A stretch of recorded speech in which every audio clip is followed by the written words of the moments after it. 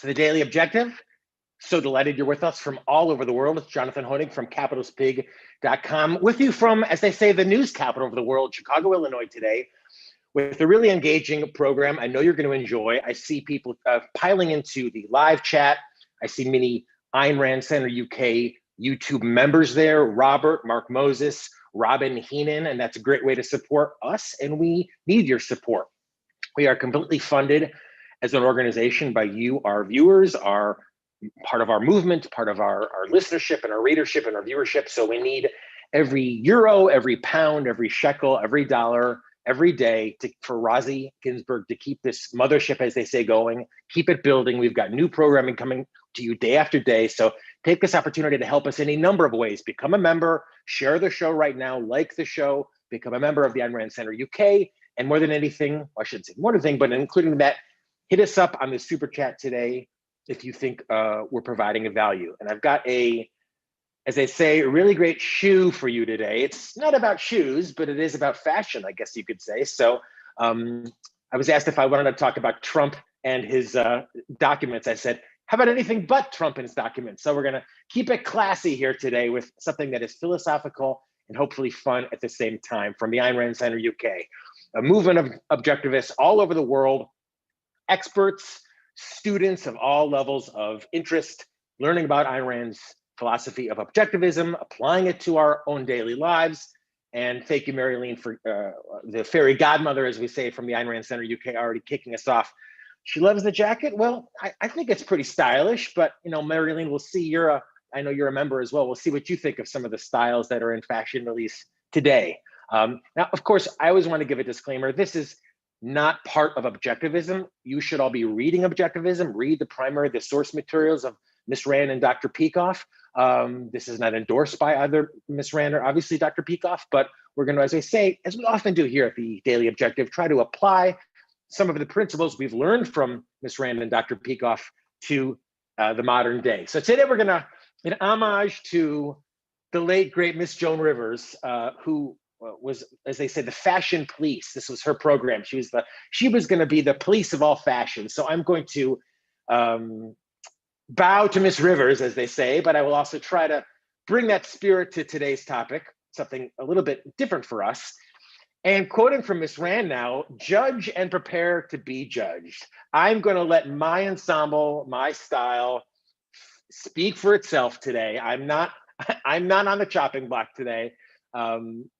My style speaks for itself, but I'm going to be the style police today, in fact, and evaluate other styles. And hopefully you'll do it along with me in the chat and the super chat as well.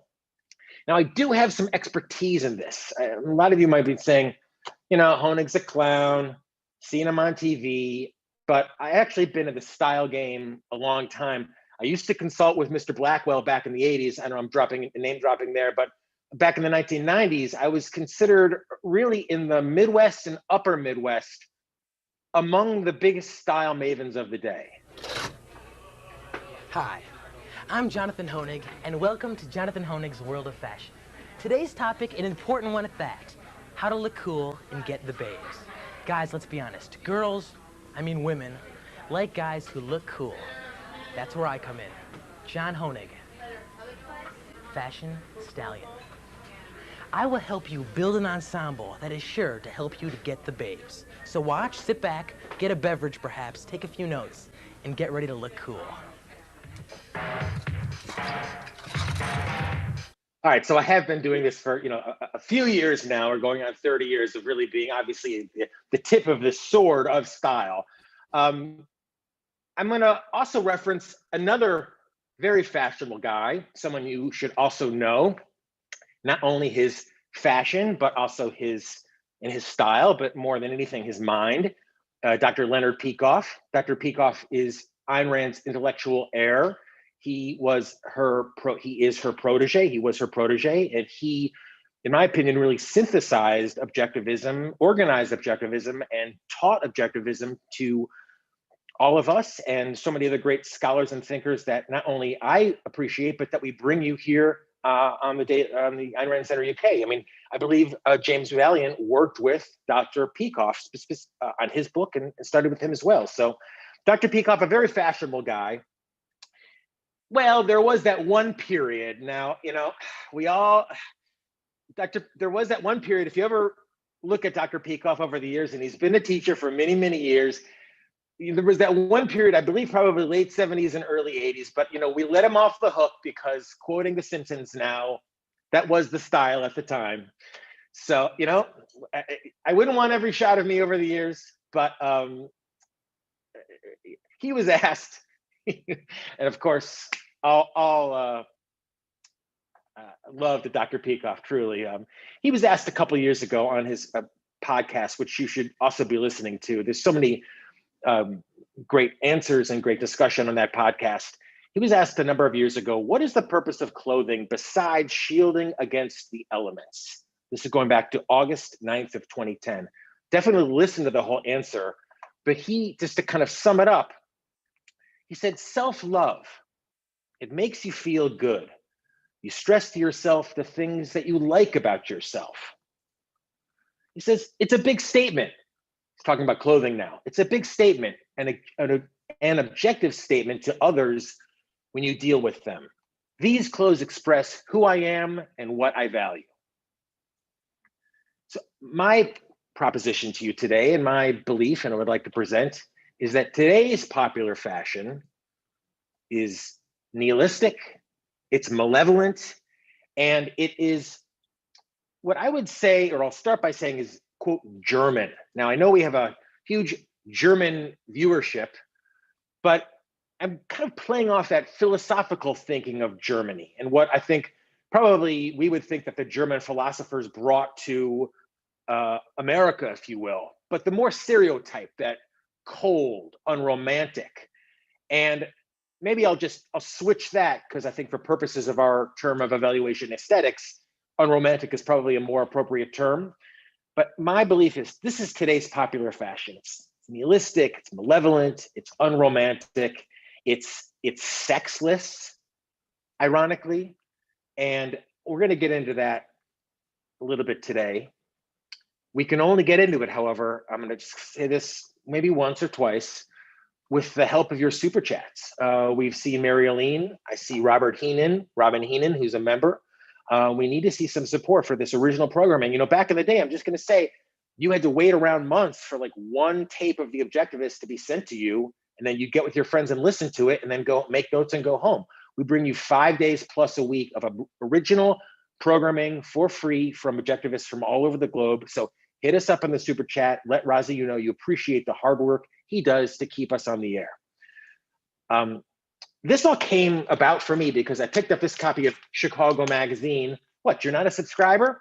Well, you really wouldn't be, but it's a popular local magazine, and they have a fashion, spread with, it's very kind of, it's cool to be in there. I mean, it's definitely a well-read magazine.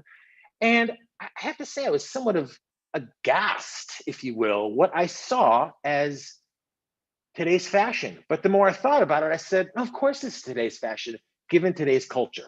So we're going to take a look at it. We're going to observe, if you will, and see what's going on in a slice of life of today's fashion. Because there is a running trait that I saw throughout all of the models that I observed, both in the magazine and just as I kind of surveyed some of the top fashion houses these days. The clothes purposefully don't fit, purposefully. It's not as if, they just had to rush out. Part of the thing is that the clothes don't fit.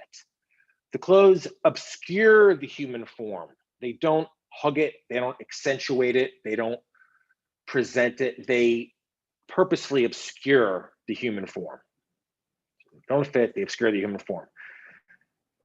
There's always something that is completely useless or absurd in clothing now. There's something that's just thrown in there almost seemingly at random, something that is just absurd, something that is just off the wall, that isn't congruent with the rest of the whole aesthetic, that something that is a different era or a different, just absurd. This is a pretty common trait, as we'll see. There's no female bosom.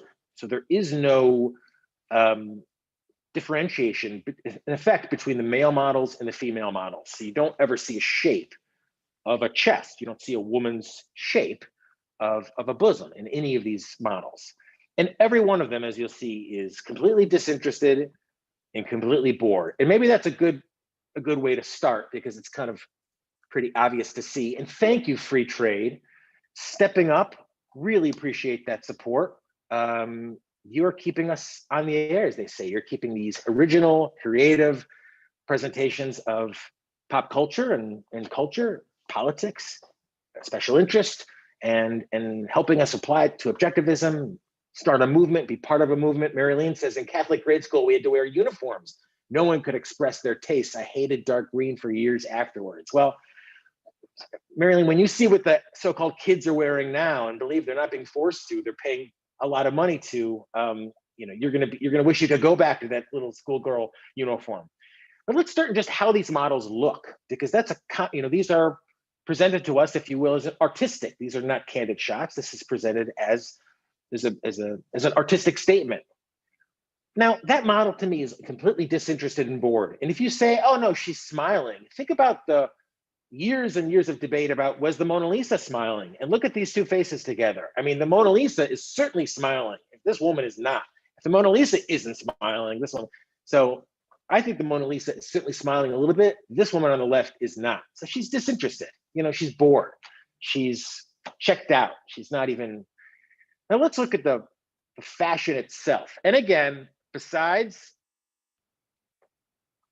Mr. Blackwell in the 80s, Fashion Stallion in the 90s, I know what I'm talking about here. And when I look at this model, when I look at this young lady, when I look at the style that she's wearing, one thing and one thing only comes to mind. Of course, it's king-size Homer from The Simpsons, and Homer's infamous, I should say, moo-moo. That was the kind of the cultural milestone of that episode. It looks like she's wearing a big, ill-fitting, garish moo-moo, something that's just random pieces of things that they. Thank you, Gail. Very generous contribution for the Ayn Rand Center UK. You are such a repeat member. You're a repeat contributor. You're part of what we're doing here. You're part of this movement. We're all students. You guys bring up great ideas. You lead us and Razi in new directions. So thank you for being part of what we're doing today and supporting it so generously. So this woman looks like king-size Homer.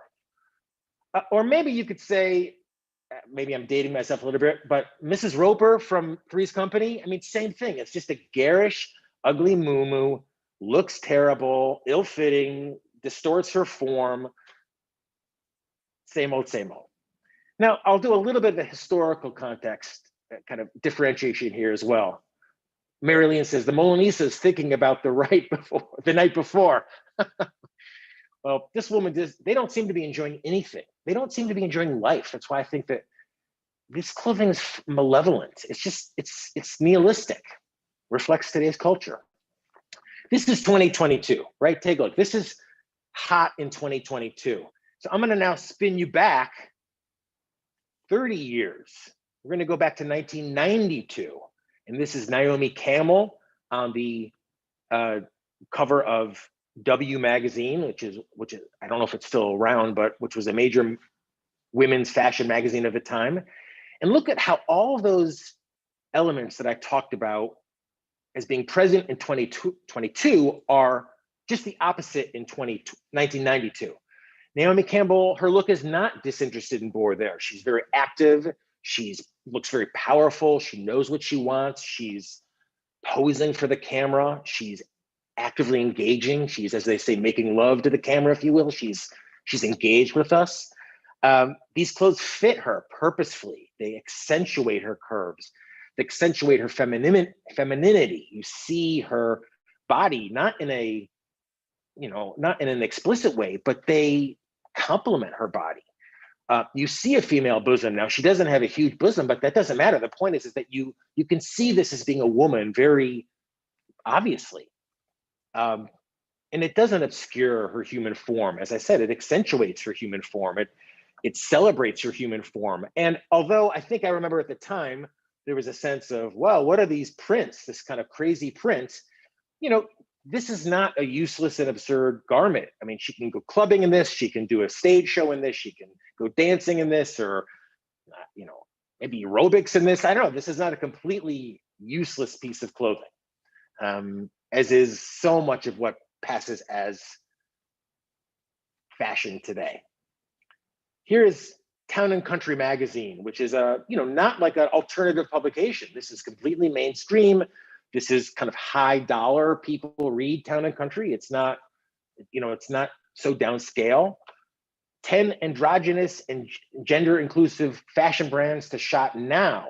It's almost 2022, and you can wear whatever the hell you want, regardless of your gender identity. This is kind of what is breaking now in terms of fashion. Quoting now from the article, one of the greatest things about clothes is that there aren't any rules.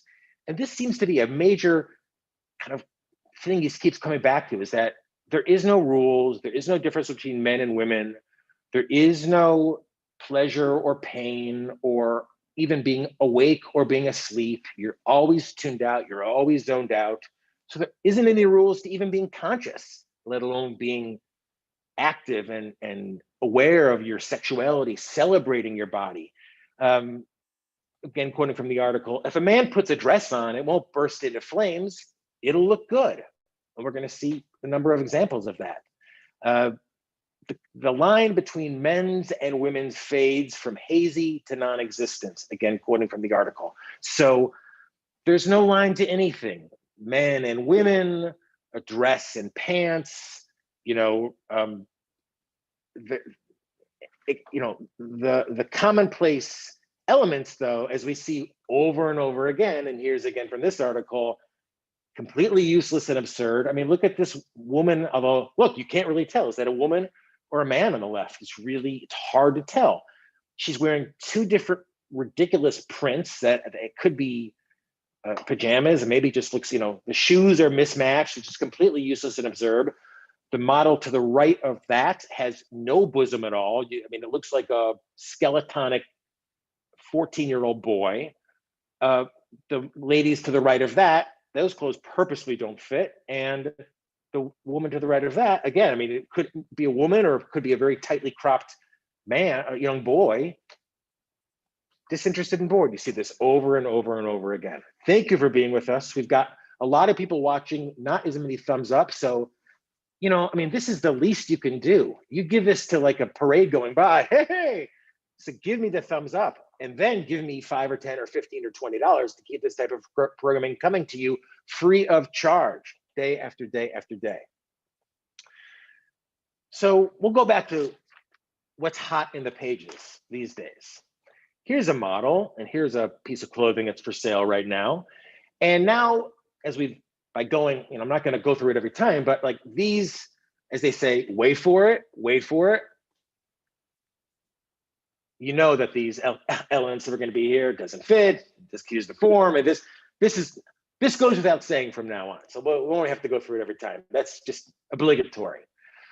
But let's go back to that article from Town and Country now. This idea of the line between, quoting now, as the line between men's and women's fades from hazy to non-existence. The line, men and women fade hazy to non-existent. I think that's actually applicable to this photo, because look at this model's face, and now look at this face. This is a face on the right of a young, teenage, underage boy with blonde hair, the same look, the same, these are interchangeable faces. One is not, to me, they're indistinguishable. And that is what the aesthetic is right now. Quoting again from the article, there is no line between men and women. Anything goes. Gender, it's whatever you want. This is my own interpretation now, but there's no line, there's no rules, there's nothing. It's nihilism. It's absurd. Same thing. To me, this looks like, at first glance, you'd say, oh yeah, bring those two kids over here for, these two blonde kids. Now let's look at the clothing, right? I'm sorry, Joan Rivers. Keep it on the clothing, Jonathan, keep it on the clothing. Let's look at this clothing now. Now, my grandmother had a word called schmata. You can take the opportunity to Google that now, but that would be known in my house as a schmata. But this stuff is not cheap. This coat is $7,600 US. That's a lot of money. This is an expensive garment here. This is not kind of, oh yeah, let's just go out partying in the club. This is, that's a lot of money. That's like 10 grand before tax for a coat. And when I look at that coat, again, I'm the fashion police today. When I look at that coat, it to me looks like the kind of coat that the kind of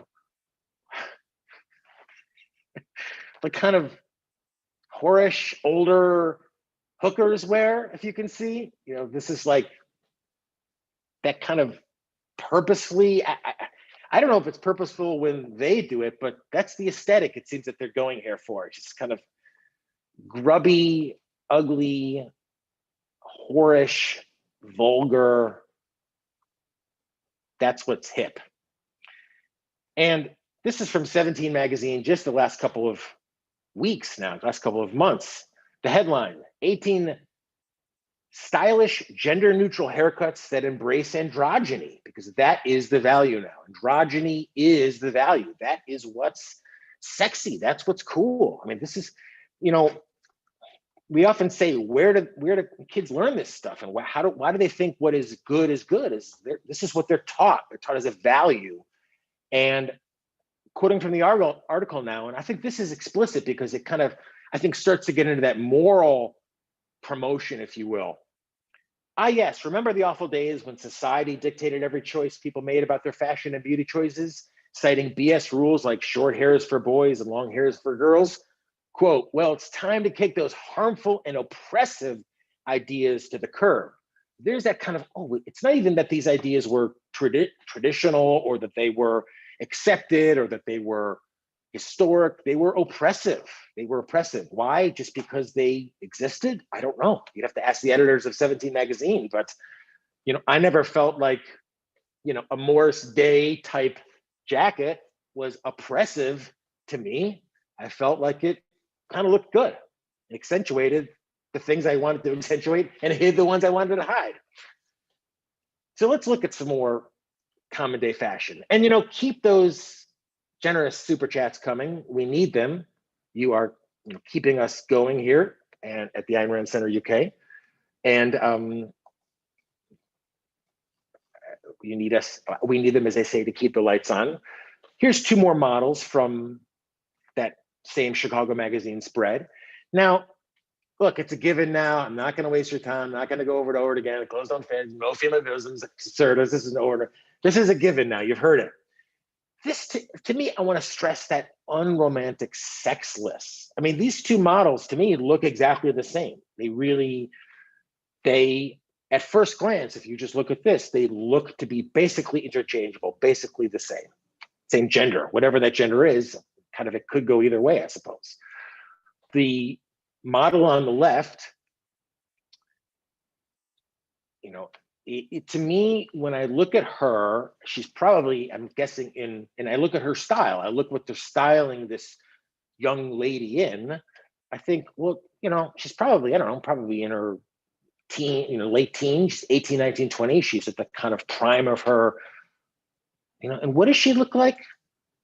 She looks like Rick Ocasek, like a skinny, strung out, 60 or 70-year-old rock and roll, kind of burnout, right? I mean, this is what, big ill-fitting clothes, can't even see him, just nihilism, just kind of dark, and it's not just dark even and brooding and sexy, but just checked out. Now, what about this gentleman? To me, this accentuates the useless and absurd element of all of this. Now, for those who are listening on our radio audience and podcasting applications all throughout the world, and I'll just put this in there, be sure to not only like us on your podcasting app of choice, whether it be iTunes or anything else, but leave a comment, even for you to say, hi, oh matey, this is a jolly old great podcast. I'm translating for those of you in the UK now, that does so much in terms of getting people to give us a try. This is completely useless and absurd. He has an extra sleeve. He has his sleeve in what looks like a fairly common, kind of seersucker shirt, but then there's a completely extra sleeve. Do you see this now? There's an extra sleeve just sewn in there now that serves no purpose. And to me, this is straight up nihilism. The idea is, let's just tear down the concept of sleeve. What is sleeve? Throw a couple extra sleeves on. Sleeves don't, just put them on anywhere. Put an extra sleeve on. This is what this is about. So it's completely absurd. It's useless. It's nihilistic. It's about just tearing down the whole concept of sleeves. Now, I want to go back for one moment to this idea of, I'm not talking about German people. I don't like German philosophy, but there is that stereotype of unromantic. And when I look at this model, I don't know, this is Dieter. Remember Dieter from Sprockets? Dieter had no sex.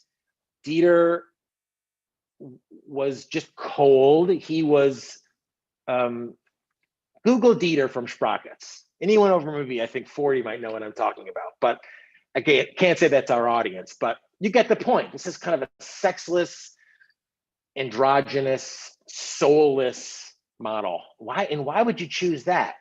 Thinking of Ayn Rand's idea of aesthetics, why would you choose something that purposefully is like that? All right, let's take a look at another model. Now, you guys could probably rattle this off by this point now. Of course, clothes don't fit, excuse me, who's informed, no female bosom, she's disinterested and bored. You've heard that over and over again because this is the style of today. And as somebody who kind of grew up in the era of Elle Macpherson and Christy Brinkley and clothes that showed off these women's beautiful, fabulous bodies and men's beautiful, fabulous bodies, this is so backward and bizarre to me and sad to me. It feels just sad. It feels so depressing, so dark. Again, when I look at this model, to me, I guess it could be a boy wearing this outfit, but she is styled to me like the same thing, like a teenage boy. And we know that either one could be wearing either one. And this is kind of file this under the absurd as well. It's hard to obviously tell from a photo what this material is, but it's polyester, which is not great material. Polyester is not like cashmere. It's synthetic. It's and it's $1,300. $1,300 for this schmata. You know what that is. Marilyn says some of the models are stunning despite the bizarre clothing, but they don't look the way they don't look like they enjoy their work. Glamour is good. They're young, so it's hard to completely, unless you start really right. They're young, but they're not accentuated. They can't wait to get out of there. They don't like these clothes. The clothes are just junk. So thank you, Marilyn, again for being part of us. Now this is Vogue. This is not kind of some, as I said, alternative publication. Vogue magazine, August of this year, your guide to gender neutral dressing. Age-old mandates that assign gender to colors, patterns, hemlines, and silhouettes are no longer considered gospel. And they provided a number of photos to demonstrate this. One is Harry Styles, who, I don't know, was he in 98 Degrees before or NSYNC? I don't know what he used to be in, but I know he's a big pop star now. And this, I think, photo, was it Color Me Bad? What, was that it? Color Me Bad? Okay, right, he was in Color Me Bad. This photo just sums it all up. It sums up the confusion of, I think, style of today. He's standing on a room that's upside down, so he's got a very pensive look in his face. He's wearing like a little girl, not even just a female, but kind of a younger girl's, maybe even like baby doll, so-called baby doll type top and bell-bottom type jeans. And he's got long, kind of shaggy hair. Could easily pass for a woman at first glance, but it's just a photo of confusion. He's wearing thank you, Jerry. He's wearing a frilly blouse. And Jerry, why are you not supporting us as a member? You should be a member. I'm not, I need to acknowledge you as a member. You provided some value, so I'm going to give you that shout out, but you're here a lot. Please join us. Join what we're doing here. He is wearing a frilly blouse. Here is Zendaya, who's wearing like a straight up men's, very dark, obscuring her form, and that's like a hitman outfit. I mean, it's just very sexless. It's very genderless. Like I said, that's the point now. Gender neutral. Let's just take away gender. Gender doesn't matter. If you have a gender, stop acknowledging it. Stop trying to work with it, because it is whatever you want it to be. So there's this kind of destruction of even metaphysical reality. And this is Little Nas X, Little Nas X? Little Nas X, whose music I don't know, but thank you, Jerry. Let's all give a huge Ayn Rand Center UK shout out to Jerry. Thank you for being a member. We are not going to let you down. We are here Monday through Friday. We've got Little Nas X at least one day a week. We've got major Little Nas X programming. Actually, we don't have too much on the Little Nas X. But Jerry, thank you for being part of what we're doing. We won't let you down. We're going to keep you as a member. You're going to keep you in kind of on the inside with private content, etc. So thank you for being part of what we're doing. And Marvin K, thank you for your generous contribution now. Marvin, if you gave us £3, if you had given just 2 more, we would actually send you that exact frock that Little Nas X. Actually, we can't send that to you, but this is the whole point, that there are no rules, there are no genders, anything goes. Here's another photo from the model. Now, I'm not going to waste your time. Of course, it doesn't fit. You've heard this a million times. And people, Robin, Gail are all welcoming Jerry now. That's awesome. Well, we welcome all people who are students of Ayn Rand, students of objectivism. You know, it makes our life better, makes it more fun, makes it more meaningful, makes it more interesting. It makes it better. So thank you for being students along with us.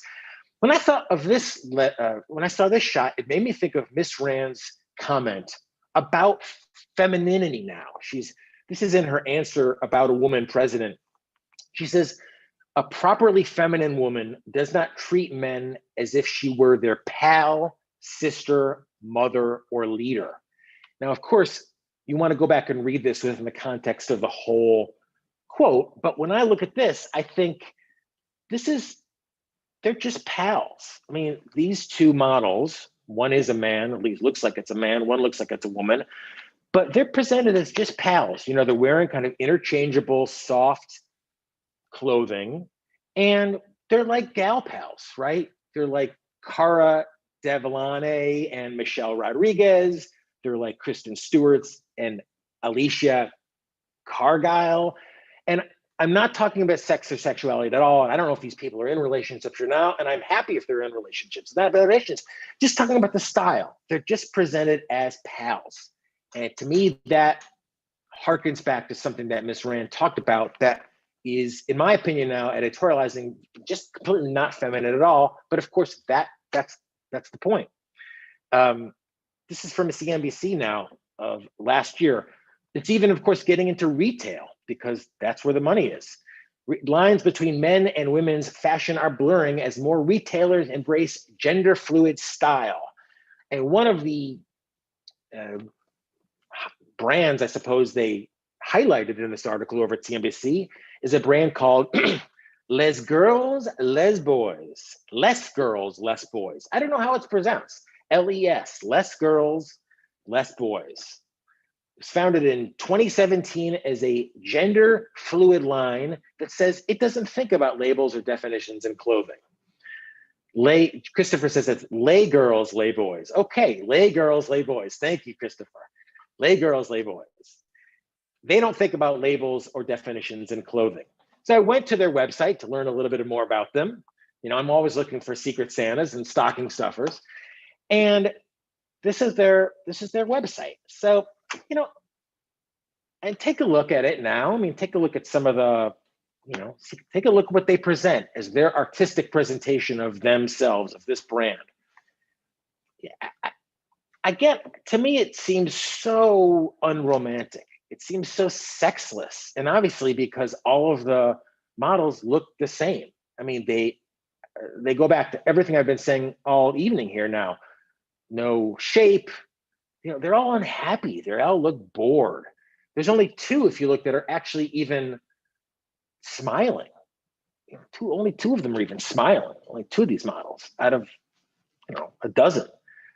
This one also might have caught your eye. This model, and it's a very beautiful model, and I am appreciating her and all these young people as beautiful models. We're analyzing them as piece of cultural trend. So I'm not picking anyone out as a model or any individual out. We're talking about cultural trends. And this is a very beautiful model, but the fact that she was chosen and presented made me think of Miss Rand's quote from the Romantic Manifesto. If one saw in real life a beautiful woman wearing an exquisite gown with a cold sore on her lips, the blemish would mean nothing but a minor affliction, and one would ignore it. But a painting of such woman would be a corrupt, obscenely vicious attack on man, on beauty, on all values. And one would experience a feeling of immense disgust and indignation at the artist. There are also those who would feel something like approval and would belong to the same moral category of the artist. And I wonder if the fact that they would present a model with either, to me, looks like sores or freckles, something like, I wonder if that's part of that. I don't know. As I look at it now, I wonder maybe if it's just freckles, but it looks like they're on her arms and not on her face. I might be in a little bit too of the woods here, but tell me what you think about that particular issue, of that, the choice of that model speaks to this at all. I could be convinced either way. This, going back to this image too, and Free Trade says, great topic. Other cultures, i.e. Korea, don't have these ugly fashion standards. Thoughts? Thanks for these streams. They're appreciated. Free Trade, thank you for supporting us. You are always there. You're part of our movement. You're part of our so-called philosophy posse. We're all over the world. We're students of objectivism. Reading Ayn Rand makes our lives better. She's interesting, great fodder for discussion, and so happy you're part of what we're doing. When I look at this image, and this face, not even the clothing, but this face, and think of, they could put anything they want, anything, that this is what they put.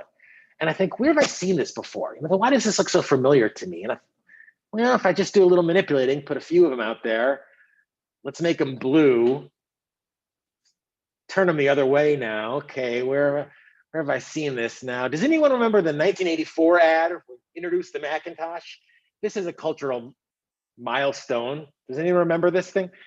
Kind of goes back a little bit, but you've seen it. I mean, it's been, this is a part of, cultural history now. It's a meme unto itself. I just thought, where have I seen that guy before? And right, kind of looks the same. Genderless, idealist, just staring off. Am I right? I think this is just a same idea of just stripping out all identity, stripping out everything. So I think this is, to me, seems that same distant, ugly look. Google it, 1984, Apple. Let's look at another model. Yeah, clothes don't fit, disinterested, bored. You've seen it again. Looks like a little boy. We've seen it again. This is what's in style. No change between the man and the woman. And Marlene, the more anorexic, the better. The more malnourished, the better. They're so disinterested, they forgot even to eat. And I want to contrast it to what I would consider, this is my own editorializing here now, a more romantic sense of beauty. So I'll quote from Atlas Shrugged. She found it strange to see Dagny Taggart wearing an evening gown.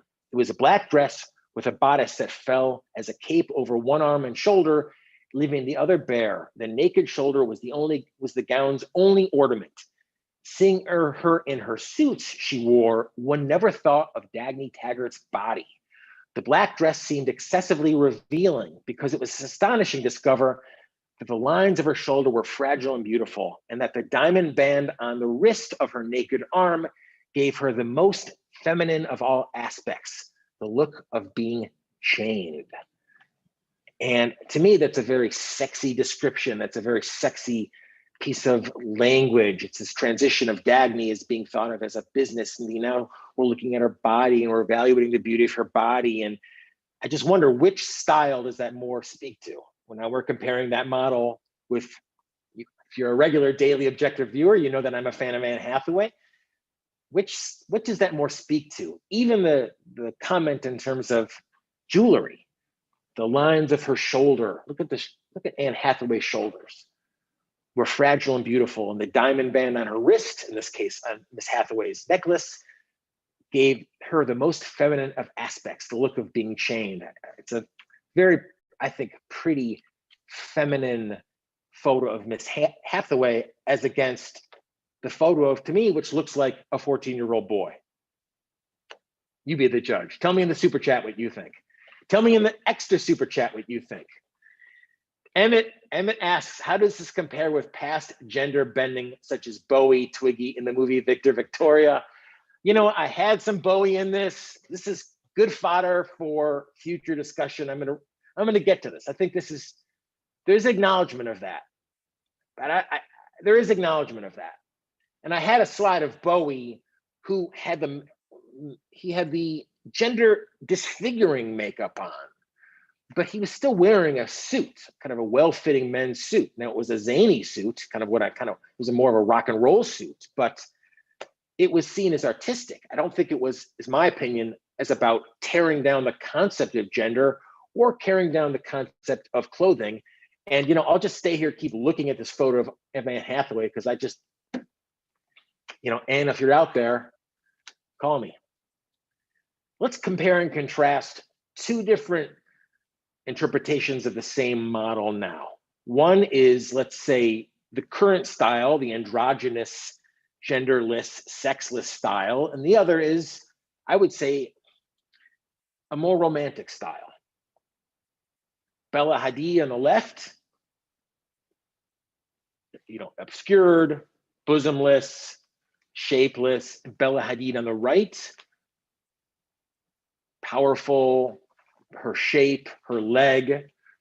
And this photo made me think of, again, a line of Atlas. And I'll encourage you to read it if you haven't. I won't read the whole thing. We're getting kind of late in the hour, but quoting, that walk, I'd know it anywhere. Your walk in those legs of yours. It was always your legs that I'd see first, hurrying down the ramp, going past me as I looked up to you from a dark side track below. I think I could have molded a sculpture of your legs. I knew them not with my eyes, but with the palms of my hands when I watched you go by. This is sensual, sexy stuff. And you know, which one of those images, I wonder, speaks to you more?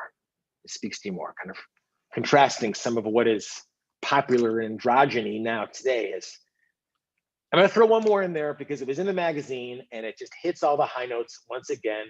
Here's the same model. Yeah. Doesn't fit. This one I thought Scott scored high on the useless and absurd level, because if you can see, she's wearing a very heavy coat, very heavy hood, something I would probably even wear in Chicago, but the entire bottom is absent. So it's like she's going to be protected from the elements up there, and it's all open below. So she's not going to stay warm at all, but that's the purpose. It's purposely useful. Mark, who's a member, has been a member for 2 months. Thank you, Mark. He says, oh my God, I haven't seen such a messy pile of clothes since I opened my kid's wardrobe in 2004. Well, these are purposely messy. And look at this, Mark. I mean, when you bought your kids a coat, you know, it's like, where you would say, you'd say I'm only paying for half of a coat with this, half of a jacket, but it's purposefully, it spits in the face of a coat because it says, oh, put me on, but I'm not going to keep your word from half the way down. So it's, Robin says this one was half off. Exactly. Well, this is my question to you. Is it just a big joke? Is all this just a big joke like modern art that everyone says, oh yes, $7,000 for this seems like a good deal. Oh, it's just a big joke like modern art that we just look at and say, oh yes, this is so fashionable, and everyone's like, is it a big joke like modern art? I don't know. I was a little bit out of today's realm. I'm someone who studies, economics and investments and market trends, and everything I own besides this jacket, bought at Brooks Brothers over the years. You've seen that. I would tally back to, I think, what Dr. Yaron Brook has said about politicians. Dr. Brook says that we get the politicians we deserve. And I think to that end, we get the fashion we deserve. Our fashion today, I think, reflects, unfortunately, our culture today. It's nihilistic, it's malevolent, and it's certainly terribly unromantic, which is what Ayn Rand, part of what Ayn Rand brings to our lives and what we focus on talking about so often today, so often on the channel. Thank you for being with me here today. Thanks for supporting Ayn Rand Center UK. We're here Monday through Friday. And in fact, at 10 p.m. UK time, Cutting Edge with Lee Pearson, he's got a show on key concept thinking, how to think about what to think about next. So we bring it to you all here on the Ayn Rand Center UK. Really appreciate you being with me today. We went a little bit long, but I hope you enjoyed it. Let me know in the chat. Let me know in the super chat, especially. Something a little bit unusual, and hope you enjoyed it. So tell a friend, become a member, support the Ayn Rand Center UK. You know, Lee Pearson has studied with Dr. Binswanger. He has studied with Shoshana. He's studied with the best, and he's among the best. So we bring you the best.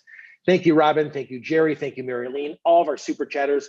We'll see you tomorrow, same time for the Daily Objective. And as I said, coming up at 10 p.m. UK, it's the Cutting Edge with Lee Pearson. Until then, it's Jonathan Hoenig from capitalispig.com, wishing you best premises.